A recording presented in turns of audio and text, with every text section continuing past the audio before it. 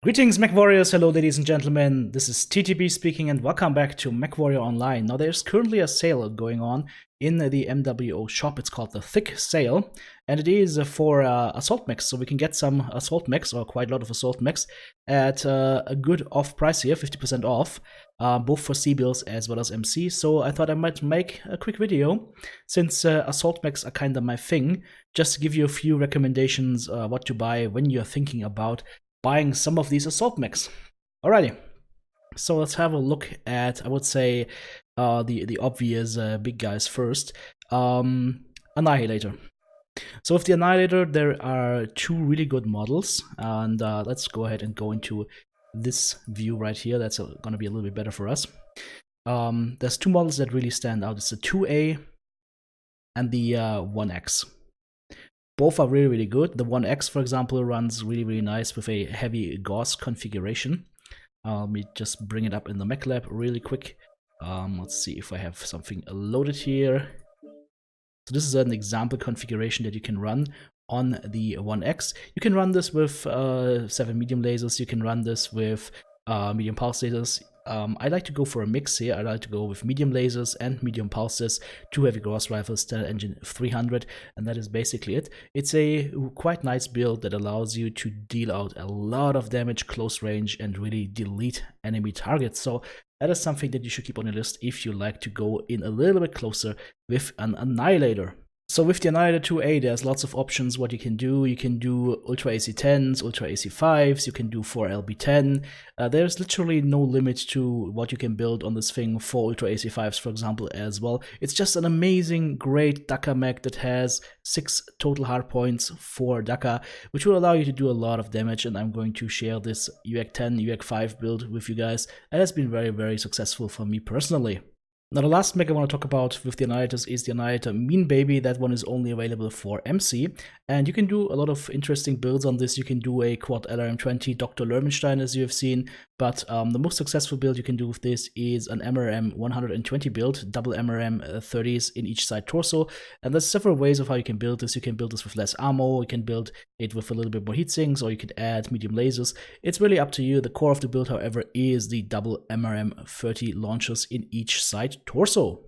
Alright guys, let's look at the Cyclops available. There are a few interesting models in here. Of course, there is the Cyclops 10-Q. That one is really, really interesting if you're trying to build a hardcore SRM6 close range setup, or if you want to try it with, for example, MRMs, or you can also try it with the Streak 6 loadouts that we've been doing successfully in the past. It is quite a bit of a monster. And also, of course, you want to look at the Cyclops Sleipnir. That one is really, really good for any kind of ballistic loadouts. So you can do UAC10, UAC5s, you can do heavy gauze, you can do all sorts of shenanigans with this. Quad LB10, for example, is also a very, very prominent build for this mech, and I'll show you a few of these builds right now. So for the Cyclops, thank you guys. As I said, for example, one potential build is a Streak 6 build together with double heat sinks and a Beagle Active Probe powered by a light engine 335. Very, very fast assault mech at 60 kph, capable of destroying light mechs and medium mechs very, very quickly. The key to playing this mech is to stay at around 250 to 300 meters to your target and not get in too close, so bear that in mind. If you're interested in playing any of these mechs, guys, there's always videos available on my channel that deal exactly with these builds. Alright, let's have a look at the Sleipnir. Cyclops Sleipnir is the Cyclops hero mech, and you can do a lot of configurations on this.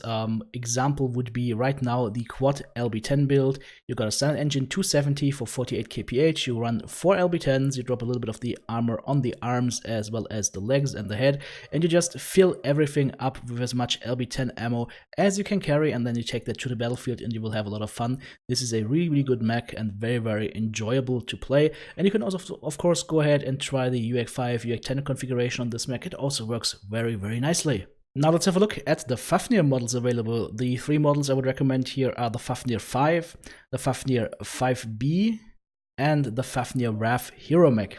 Now with the Fafnir 5, you can do a standard build UAC 10s, UAC 5s again, Guardian ECM will keep you safe, and the standard engine 280 to power all of that. It's a really nice mech, doesn't have huge problems with heat, plays quite nicely and has the good high mounts to peek over cover. And with the UAC 5s and UAC 10s, you have got a very, very solid build on your hands. You can also run quad LB10, of course, on this as well, same as if you would run it on the Sleipnir. Now for the Fafnir 5 Bravo, one build that works very well is the ER Medium and Heavy Gauss Rifle build. The ER Mediums will just afford you a little bit more range to shoot at the enemy, and then once you get a little bit closer, then you can bring the Heavy Gauss Rifles to bear, although you can easily use those Heavy Gauss up to like 400-500 meters and still do respectable damage. Guardian ECM is on this one as well, plenty of ammo and plenty of cooling ability. This one is a really, really nice build, especially to deal with pesky lights at about 200-300 meters. One salvo from the double Heavy Gauss should kill most of them. And lastly, here is the Fafnir RAF Hero Mech in an MRM 120 configuration. You can alpha strike this, no problem. If you want to be a little bit cooler, then of course you just double strike the MRM 40s and then add the other MRM 40 as a single fire option. But you can alpha strike this 2 times without having any problems whatsoever. Light Engine 300 gives you enough speed and enough cooling, some double heat sinks. We even have case in here. If you don't feel you need that, then just put another half ton of ammo in and you should be golden. Looking at the Highlanders, there's 2 interesting mechs here. The Highlander 2C-A with a triple PPC potential build, because this one has Clan PPC Heat Scale Limit +1. Also, the Keeper is an interesting mech that you can build some nice brawler or mixed brawler / Gauss Rifle mechs on. And let's go into some of these builds here real quick. This is the triple PPC build for the Highlander 2C. You've got good amounts of jump jets here, maximum jump jet power for this, and you actually need that to get high enough over cover. Targeting computer Mark 3, 3 ER PPCs, and lots of heat sinks to keep your mech cool. That should allow you to have some good matches with this. And the arm is also able to shoot down any UAVs that you can encounter, so that is an added bonus. If you're looking to play the Keeper, then one example would be Gauss Rifles plus SRM6s. It sounds like a weird combination, but it actually works out quite nicely because the SRM6 will build up heat, but the Gauss Rifles will be heat neutral and can be shot at longer ranges. Do take note that we're using the double heat sinks here in the torso as well as in the arm instead of having them in the engine, just to crit pad those weapons a little bit more. For the King Crabs, the 000 as well as the Kaiju are most interesting. Let's check out a few of these builds. One build that I like to use on the King Crab 000 is 6 Ultra AC2s combined with a Light Engine 300 and a case in the right torso, because that is where we store most of our torso ammunition. That one works really well at longer ranges and it's just a lot of fun to play. On the Kaiju, one build that works really well is a Ultra AC20 plus double MRM 30s powered by a Light Engine 340 for 55 kph speed. If you double tap your Ultra AC20, you get to an alpha strike of 100 damage. So that's a really nice build that you can use to getting closer a little bit with the MRM 30s, and then once you are in brawling range or in about 270 meters range, then you can unleash the Ultra AC20 on top of it and do some surprising amounts of damage in a very short time period. Now let's have a look at the Kodiak mechs. Now the Kodiak has fallen out a little bit of grace since the engine desync patch a few years ago, and the best model I would say to buy right now is the Kodiak 3 that still performs quite well due to its high mounted ballistic weapons. Let's go and have a look at a build there. For the Kodiak 3, you can just run a classic Ultra AC5, Ultra AC10 build with lots of ammo and a Clan XL Engine 375, using those high mounts to peek over terrain and shoot at the enemy at good ranges of about 500 to 600 meters, and that will allow you to do a good amount of damage and stay relatively safe. You will be a little bit slower, and your torso movement speed especially might seem a little bit slow to you if you're used to the old version of this mech. Now let's look at the Mad Cats that are available right now. The 2 standard versions that you should both get are the Mad Cat B and the Mad Cat Deathstrike. Let's have a look at a few of those builds. Here is the Mad Cat B, classic Dakar Ultra AC10, Ultra AC5 build. Really useful, really good in a fight, and you will have a lot of fun with this. Make sure to unlock your arms to use this to your maximum potential. For the Mad Cat Deathstrike, you run with a classic Gauss Rifle and ER Medium Laser Alpha Strike build that can do a lot of damage at long ranges. This is the cookie cutter meta build that so many players use to great effect, so you will have a lot of fun with that. Just make sure that you are on point with your ER Medium Laser burns. For the Marauder II, I would just recommend the standard Marauder II with a good Laser Vomit build. This here is a standard laser vomit build, 2 large pulse lasers, 6 ER medium lasers, Clan XL engine, 380, and a lot of double heat sinks. This will run fairly cool, and with the 380 XL engine, you will be quite fast for a Clan Assault Mech and could do some really good pinpoint damage with your pulse lasers and ER mediums. So this is a very solid build. Go ahead and try that one out if you are going for the Marauder II. For the Maulers, there are 2 interesting options, the Mauler MX90 and the Mauler 2P. One fairly interesting build that you can do on the Mauler MX90 with its 6 slots for ballistic weapons is an AC2 and RAC2 mixed build, 4 AC2s and 2 RAC2s. That should run fairly well, and with a light engine 300 you have enough speed to get around the battlefield at comfortable speeds and can ducker away at targets at 600 meters plus without any problems, and that will allow you to really suppress the enemy quite nicely. So that's something that you should try out. You can also do something like a 6 AC2 build, or you can do quad LB10s even on this mech. It should still all fit and work. Whatever you like to play. For the Mauler 2P, I like to run 6 medium lasers and 2 heavy gauss rifles with a standard 270 engine. It has a surprising amount of alpha strike firepower of 80, which will take many people off guard.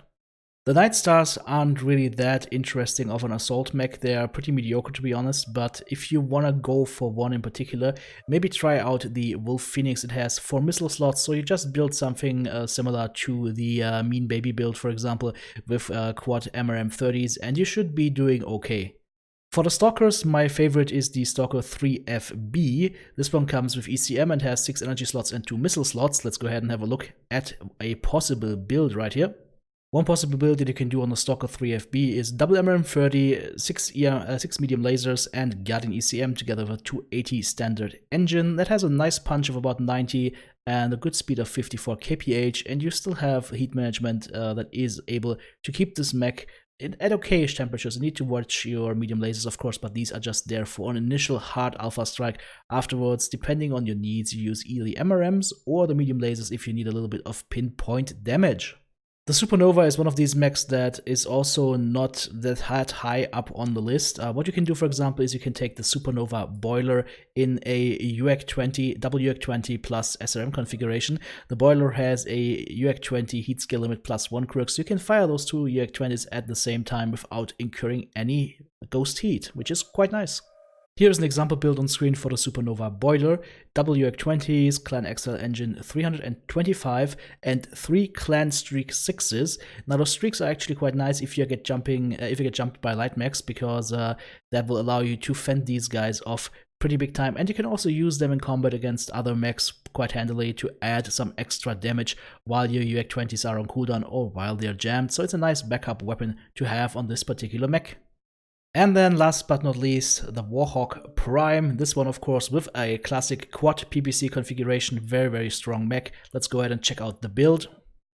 And that is the build, ladies and gentlemen. Quad ER PPCs, target computer Mark 1, and a boatload of double heatsinks in the Warhawk Prime. And that concludes this little video here. Hope you guys got an idea of which mechs to buy, and if this video was helpful to you, please leave me a thumbs up and a comment on this video, and check in again when we are doing some more German mech engineering. Thanks for your time, have a great day, TTB out.